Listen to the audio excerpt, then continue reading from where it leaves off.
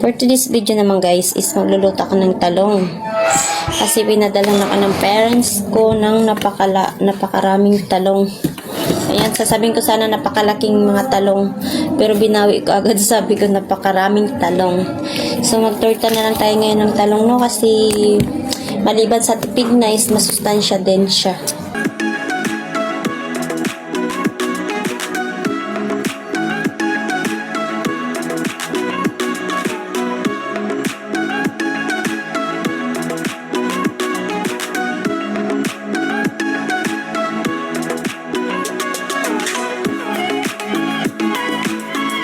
Ayan, luto na siya guys.